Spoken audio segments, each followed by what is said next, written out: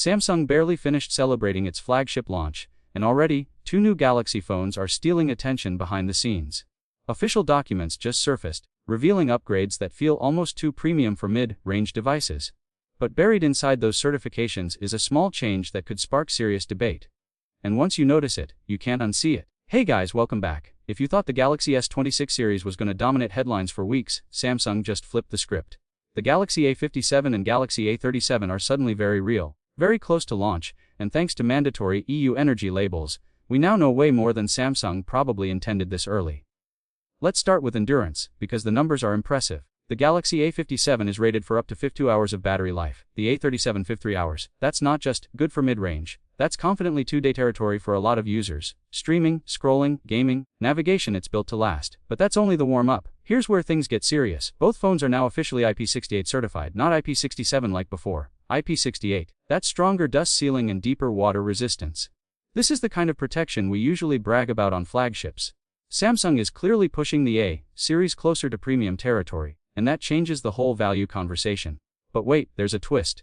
Previous A series models were rated for around 2,000 charging cycles before battery health dipped below 80%. The new A57, A37 won 200 cycles. That's still solid for years of normal use, but it's a noticeable drop. And here's the interesting part, Samsung made the exact same move on the Galaxy S26 lineup. That tells me this isn't random, it's a strategic shift.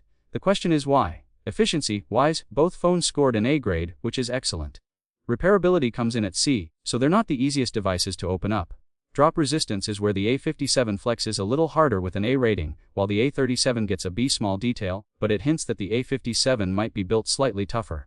Now let's zoom in on the Galaxy A57, because this is where the excitement builds. It's expected to feature a 6.6-inch Full HD dynamic AMOLED display with a flexible OLED panel. That likely means slimmer bezels and better durability. Rumors suggest a 6mm thin body. If that's accurate, Samsung just made one of the sleekest mid-range phones we've seen.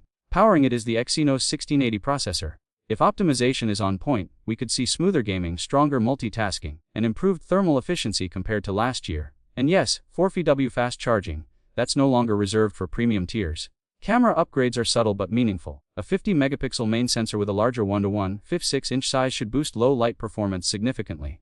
Pair that with a 13-megapixel ultrawide, and suddenly this phone becomes a serious content creator's budget option. At around $499, the A57 feels strategically positioned, not cheap, not flagship, right in that sweet spot where most people actually buy. And with IP68, strong battery endurance, faster charging, and a refined design, it might quietly become Samsung's smartest move of the year. But here's the bigger picture. Samsung is blurring the line between mid-range and flagship more aggressively than ever.